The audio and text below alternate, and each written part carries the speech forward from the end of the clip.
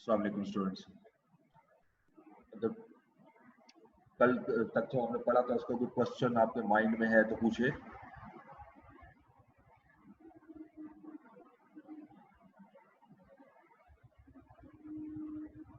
जी, कल हमने कहाँ तक पढ़ा था?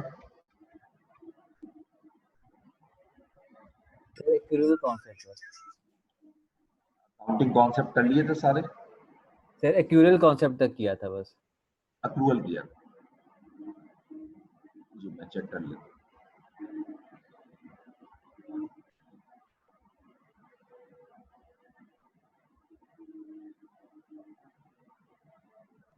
ठीक है जी। अच्छा जी, अब आज हम स्टार्ट लेते हैं यहाँ से।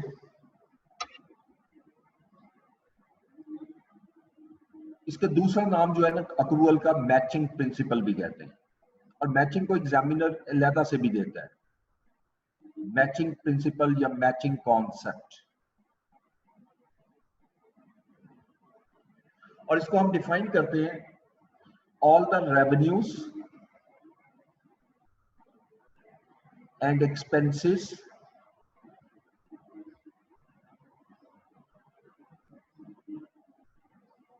for the period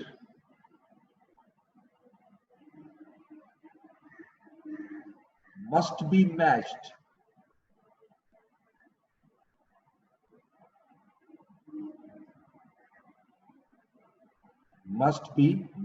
यानी मतलब क्या हुआ, ये वही चीज है सेम अक्रूवल, सिर्फ ये वर्डिंग चेंज हुई है। यानी आपके रेवेन्यू और एक्सपेंसेस मैच होने चाहिए। अब मैं जरा आपको एग्जांपल देता हूँ, बड़ी एक सिंपल सी एग्जांपल, ये हम इन्वेंट्री के चैप्टर में डिटेल में पढ़ेंगे। सपोज आपने एक महीना अकाउंटिंग पीरियड है, ये अकाउंटिंग पीरियड वैसे तो एक साल होता है, मैं अज्यूम कर रहा हूँ कि 1 मंथ हमारा अकाउंटिंग पीरियड है, और ये मंथ है कोई भी ले लेते हैं लाइक मार्च में आपने परचेज किए हैं 500 यूनिट्स, और एक यूनिट आपने बाय किया है 60 रुपीज का। तो इसका मतलब मेरी परचेज कितनी हो गई? 500 इंटू 60 रुपीज, 30,000। अच्छा, मैंने इसको सेल किया है, इसमें से 300 यूनिट सेल किए, और सेल किए at a rate of 80, which is equal to 24,000। अच्छा, अब मेरा मंथ एंड हो जाता है, मैं आपसे कहता हूं कि प्रॉफिट या लॉस कैलकुलेट करो। आमतौर पे हम प्रॉफिट और लॉस सिंपल कैसे कैलकुलेट करते हैं जी? सेल्स है हमारी 24,000 और परचेज है हमारी 30,000।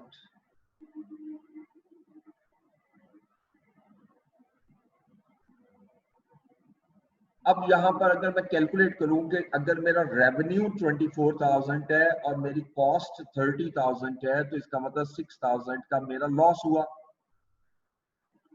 This is treated as loss.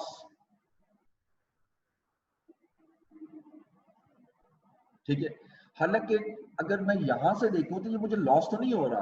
कैसे नहीं हो रहा? मैंने 60 रुपीज की एक चीज खरीदी है और मैं सेल कर रहा हूं 80 रुपीज में।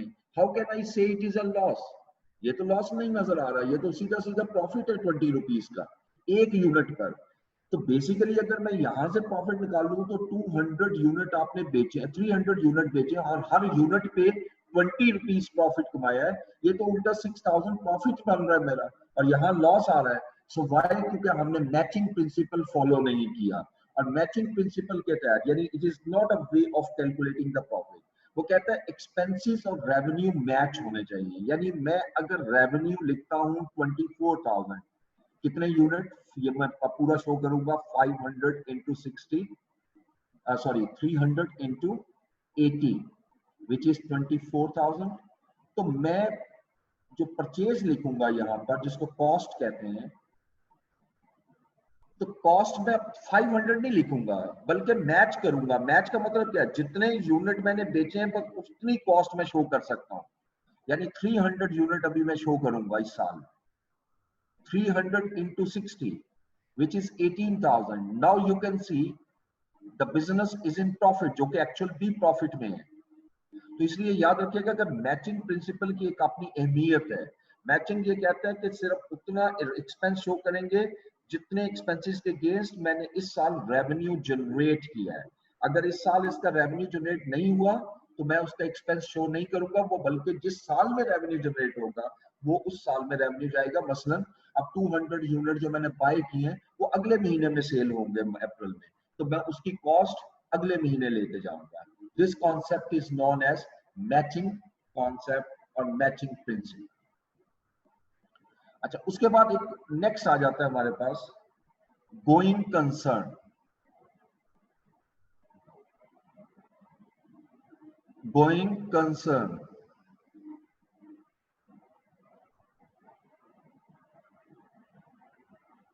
अच्छा, going concern is also known as assumption, accounting assumption. Always remember, accounting में दो अजम्पशंस होती हैं, दो अजम्पशन, एक गोइंग कंसर्न और एक अक्रूवल, जो हमने पढ़ा है। जब भी आप अकाउंट बनाते हो तो आप लोगों को ये बता रहे होते हो कि मैंने इसमें दो अजम्पशन ली हैं।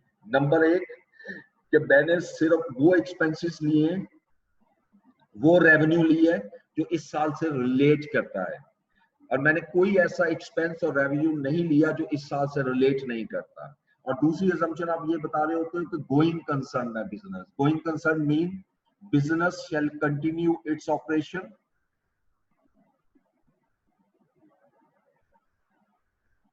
business shall continue its operations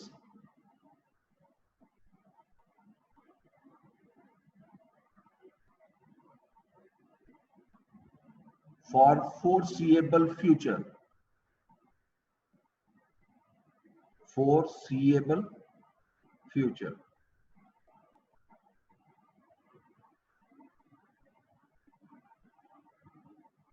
कि बिजनेस जहां तक मैं फोर्सी कर सकता हूं, जहां तक मैं देख सकता हूं, बिजनेस मेरा अपने ऑपरेशंस को कंटिन्यू रखेगा।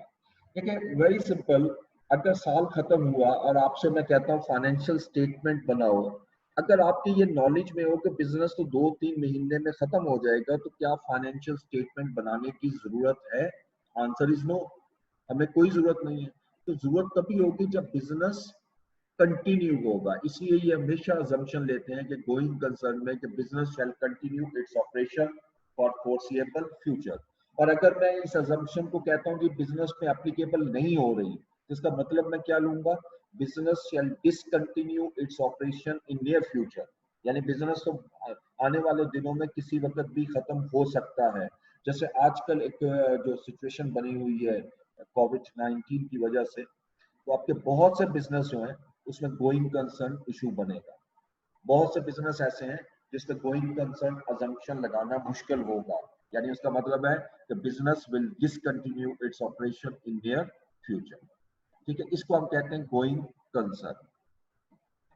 अच्छा, उसके बाद अब मैं कुछ और अकाउंटिंग कॉन्सेप्ट्स की तरफ आता हूं। Consistency concept, consistency.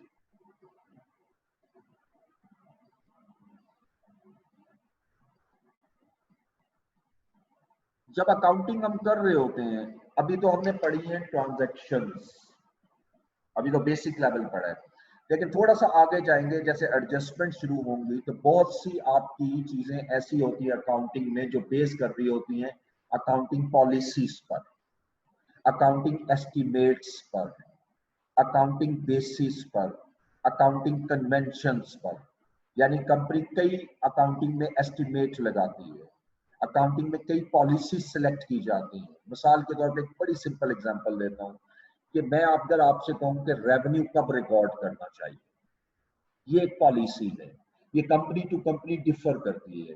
कुछ कंपनीज रेवेन्यू तब रिकॉर्ड करती हैं जिस वक्त गुड्स डिस्पैच हो जाती हैं, कुछ कंपनीज रेवेन्यू तब रिकॉर्ड करती हैं जब उसको डिलीवर हो जाती हैं, कुछ कंपनीज आपकी रेवेन्यू तब रिकॉर्ड करती हैं जब कैश रिसीव हो जाता है कस्टमर से। जैसे ऑनलाइन बिजनेस जो होता है, इसके अंदर जब आप डिलीवर करते हो स्टॉक तो रिस्क होता है वापस आने का। तो रेवेन्यू तब तक रिकॉर्ड नहीं करते जब तक के आपको कोरियर वाले को पे ना कर दे। यानी ये तमाम सिचुएशन जो मैं आपको बता रहा हूँ ये नेचर ऑफ बिजनेस के हिसाब से डिफर कर सकती है। ठीक है, आपने वीडियो ऑफ करेंगे जो भी स्टूडेंट है इसकी वीडियो ऑन। ये सारी सिचुएशन जो है जो मैंने आपको बताया ये डिपेंड करता है नेचर ऑफ बिजनेस पर। इसी को आप नाम देते हो अकाउंटिंग पॉलिसीज। ठीक है, तो कंसिस्टेंसी प्रिंसिपल हमें ये कहता है कि what ever accounting policies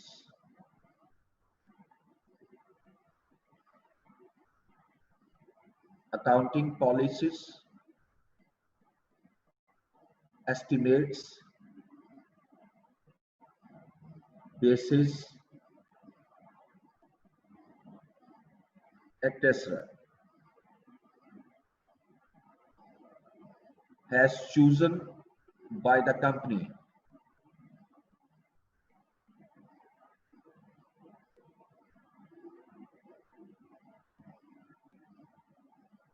it shall remain consistent. It shall remain consistent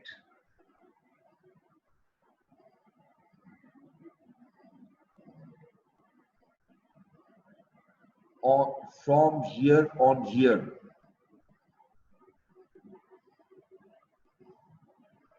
basis. यानी अगर आपने 2017 में एक अकाउंटिंग पॉलिसी चूज की है 2018 में भी वही पॉलिसी लगनी चाहिए, 2019 में भी वही पॉलिसी लगनी चाहिए। अगर आपने कोई एस्टिमेट सिलेक्ट किया है हर साल एस्टिमेट सेम होना चाहिए। This is known as consistency. ठीक है, और ये बड़ा जरूरी है कंसिस्टेंसी कि अगर आप इसके अगेंस्ट जाएंगे मतलब एक साल कोई पॉलिसी ले लेते हैं एक साल कोई पॉलिसी ले लेते हैं। मिसाल के तौर पे वैल्यूएशन ऑफ इन्वेंट्रीज। ठीक है, अभी हम पढ़ेंगे एक चैप्टर इन्वेंट्रीज, इसमें इन्वेंट्री की वैल्यूएशन के मुख्तलिफ मेथड्स हैं। अब आप एक साल एक मेथड सेलेक्ट कर लेते हैं दूसरा साल दूसरा मेथड सेलेक्ट कर लेते हैं। This is against the consistency. यानी कि जो आपने फाइनेंशियल स्टेटमेंट्स बनाई हैं उसमें जो आपने अकाउंटिंग पॉलिसीज ली हैं, अकाउंटिंग एस्टिमेट्स ले लिए हैं, अकाउंटिंग बेसिस लिए हैं, अकाउंटिंग कन्वेंशंस लिए हैं, वो सारे के सारे हमारे सेम होने चाहिए फ्रॉम ईयर टू ईयर। लेकिन इसमें कुछ एक्सेप्शन भी है। वो कहता है हाउएवर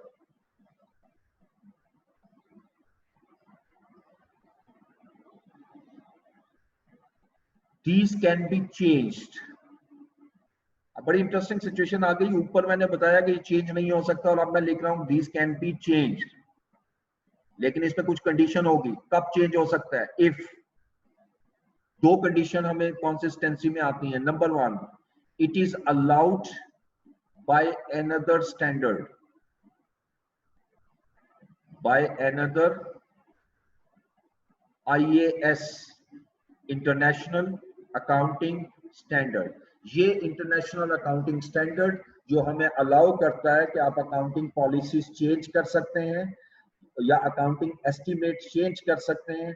ये आप पढ़ेंगे FAR 2 लेवल पे जाकर, ये अभी आप नहीं पढ़ेंगे। तो लिहाजा इसकी बहुत डेप्थ में जाने की मुझे जरूरत नहीं है, लेकिन इतना जरूर बता देता हूं कि ये जो स्टैंडर्ड है जिसमें हमने लिखा है it is allowed by another standard, एक और स्टैंडर्ड हमें अलाउ कर रहा है। ये जो स्टैंडर्ड हमें अलाउ कर रहा है, जो भी स्टैंडर्ड है, ये अगर हमें अलाउ कर रहा है तो उसकी बेसिस भी बता रहा है। उसी स्टैंडर्ड के अंदर हमें वो भी बता रहा है कि कब चेंज कर सकते हैं। ऐसे नहीं है कि जब दिल चाहे चेंज कर लें, बल्कि उसके अंदर पूरी बेसिस गिवन है कि कब ये आप चेंज कर सकते हो।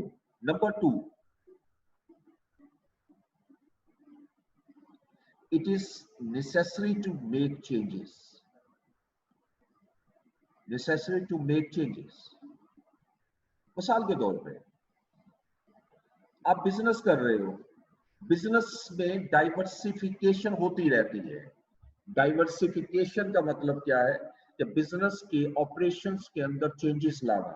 मसलन अब आप बिजनेस करते करते आप कहते हैं जी कि मैं थोड़ा सा स्टाइल बिजनेस का चेंज करता हूँ और ऑनलाइन में कन्वर्ट होता हूँ। ठीक है, बजाय के फिजिकल फॉर्म में मैं या फेस टू फेस सेल करूं, तो मैं क्यों ना ऑनलाइन सेल करूं। तो नेचर, प्रोडक्ट्स वही हैं, लेकिन आपने नेचर और जो वर्किंग स्टाइल है बिजनेस का वो बदल दिया। जब वो बदलेंगे तो आपको न्यू अकाउंटिंग पॉलिसीज चाहिए होंगी, उस जो कि उस नेचर ऑफ बिजनेस के ज्यादा करीब हो। तो अब यकीनी बात है यहाँ पर मुझे चेंज करना पड़ेगा। इसके लिए हमें अकाउंटिंग कॉन्सेप्ट अलाउ करता है कि आप इसको चेंज कर सकते हो, लेकिन इस दो के अलावा आप कहीं पर भी इसको चेंज नहीं कर सकते। This is the principle of consistency. तो ये याद रखिएगा, एक दफा फिर कह रहा हूँ, कंसिस्टेंसी प्रिंसिपल हमें ये कहते हैं कि कोई भी पॉलिसी एस्टिमेट वगैरह चेंज नहीं होगा, लेकिन अगर ये सिचुएशन होगी तो बिल्कुल हम इसको चेंज कर सकते हैं। ठीक है, ये छोटा सा कॉन्सेप्ट था कंसिस्टेंसी। अब इससे नेक्स्ट अकाउंटिंग कॉन्सेप्ट की तरफ आएंगे, एंड दैट इज अब थोड़े से जो मैं अकाउंटिंग कॉन्सेप्ट लेने लगा हूँ ये डिफरेंट टाइप के हैं, यानी ये थोड़े से समझने में आपको मुश्किल से लगेंगे, क्योंकि अभी हमने आगे पढ़ा नहीं, इसकी एप्लीकेशन नहीं सीखी। Materiality, what is materiality? इसको स्टार्ट करने से पहले हम एक सिनेरियो में आते हैं और जरा देखते हैं मटीरियलिटी की तरफ। देखिए, सम टाइम कुछ बिजनेस ट्रांजैक्शन ऐसी होती हैं कि अगर मैं उसको भूल जाऊं, यानी उसको रिकॉर्ड करना भूल जाऊं, या मैं उसको रिकॉर्ड कर लूं लेकिन मिस स्टेटमेंट कर दूं, मिस स्टेटमेंट का मतलब है गलत रिकॉर्ड कर दूं, तो मेरे प्रॉफिट पर बहुत ज्यादा इफेक्ट आ जाता है। ठीक है, उसको हम कहते हैं मटीरियल आइटम। और अगर कोई ऐसी ट्रांजैक्शन जिसकी भूल जाने से या जिसके गलत होने के बावजूद प्रॉफिट पे बहुत ज्यादा इफेक्ट ना आए, उसको हम कहते हैं इममटीरियल। ठीक है, मिसाल के तौर पे आपने ये प्रॉफिट निकाला बिजनेस में, यानी ये रेवेन्यू शो किया। आपने कहा जी कि बिजनेस का जो रेवेन्यू है वो 600 है, थाउजेंड्स में, ये थाउजेंड्स लीजिए, 600,000। और मेरे जो एक्सपेंसेस हैं, मैं बड़ा सिंपल सी बना रहा हूँ प्रॉफिट और लॉस निकालने के लिए, वो 450,000। यानी इसका मतलब है कि आपके बिजनेस का जो प्रॉफिट है वो 150,000, ये प्रॉफिट। अच्छा, after calculating the profit subsequently आपको पता लगता है कि एक अमाउंट है, यानी आपने बाय किया था furniture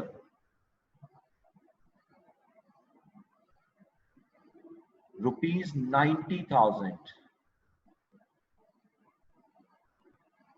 was wrongly recorded as expense,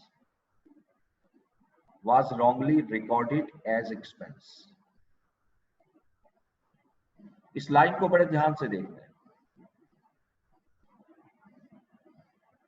आपने एक फर्नीचर खरीदा था 90,000 रुपीज का, लेकिन गलती से आपने उसको एक्सपेंस रिकॉर्ड कर दिया, क्योंकि फर्नीचर एक्सपेंस नहीं है, फर्नीचर एसेट है, हम पढ़ चुके। तो अब ये जो आपने फाइनेंशियल बनाई है और इस पे जो आपने 150,000 का प्रॉफिट निकाला है, तो ये गलत हुआ, क्योंकि इसके अंदर एरर मौजूद है। अब अगर मैं इसको करेक्ट करता हूं तो मेरा प्रॉफिट जो है वो 150,000 नहीं रहेगा। जब अगर मैं इसको करेक्ट करता हूं तो मेरा प्रॉफिट अब 240,000 हो जाएगा। कैसे फर्क नजर आया कि ये मैंने 240 कैसे कैलकुलेट किया? ये 90,000 का एक्सपेंस गलत रिकॉर्ड हुआ था, तो मैं एक्सपेंस में से 90,000 माइनस कर दूंगा। जब एक्सपेंस कम होगा तो नेचुरली मेरा प्रॉफिट बढ़ जाएगा। तो ये प्रॉफिट 240,000 इसलिए। ठीक है जी। अच्छा, ये पहले यहां रोकते हैं। अब जरा गौर से देखिएगा, तो पहले प्रॉफिट किया था 150,000 और जब आपने करेक्शन कर ली तो प्रॉफिट कितना आया? 240,000। क्या ये जो इफेक्ट आया प्रॉफिट पे, ये बहुत ज्यादा इफेक्ट नहीं है? यानी अगर मैं किसी को बताता हूँ कि मेरा बिजनेस 1,50,000 प्रॉफिट कमा रहा है और बाद में उसको बताता हूँ 240,000 बिजनेस प्रॉफिट अर्न कर रहा है, तो वो एक ऑब्वियसली उसके ऊपर एक इम्पैक्ट आएगा कि ये तो बिजनेस अच्छा खासा प्रॉफिट कमा रहा है। ठीक है, लेकिन अगर मैं ये कहूं कि आपने परचेज किया था स्टेशनरी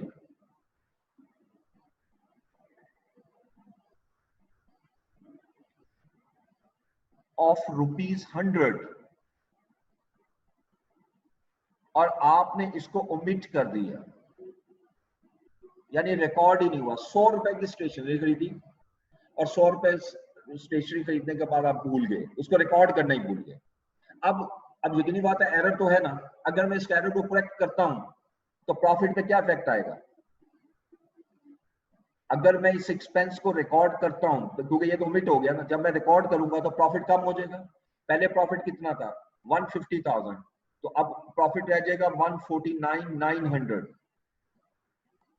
अब ये मैंने दो आपके सामने डिफरेंट यानी डिफरेंट ट्रांजैक्शन ली। इसको कहते हैं एरर, मिसस्टेटमेंट, इसको कहते हैं ओमिशन, भूल जाना। अब अगर दोनों को गौर से देखें, पहली ट्रांजैक्शन ने प्रॉफिट पे एक बहुत बड़ा इफेक्ट डाला है।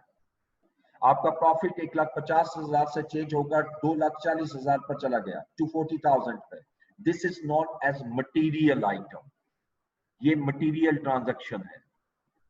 यहां पर मटेरियल का मतलब हम सिग्निफिकेंट लेते हैं अकाउंटिंग में। अकाउंटिंग में यहाँ पर जो मटेरियल का वर्ड मैंने यूज किया है, इसका इंग्लिश मीनिंग जो अगर मैं करूं तो ये सिग्निफिकेंट होगा, यानी एक बहुत मेजर इफेक्ट डाल रहा है। लेकिन अगर मैं इसको लिंक करूं इसके साथ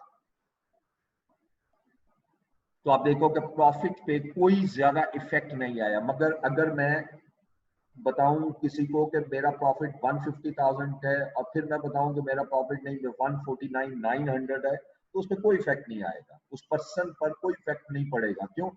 तो वो 149,900 is approximately equal to 150,000. So this is known as immaterial transaction.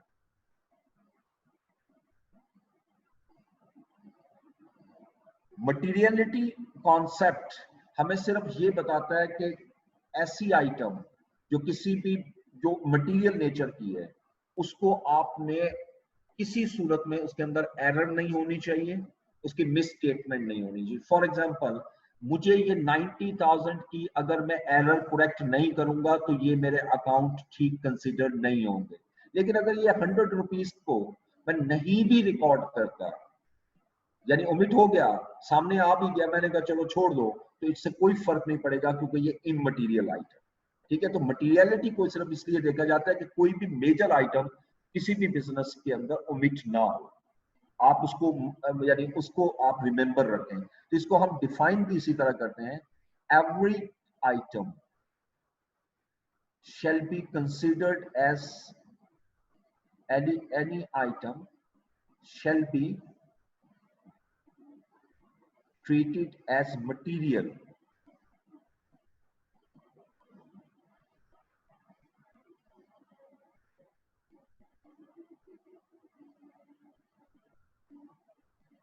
ठीक है जी, which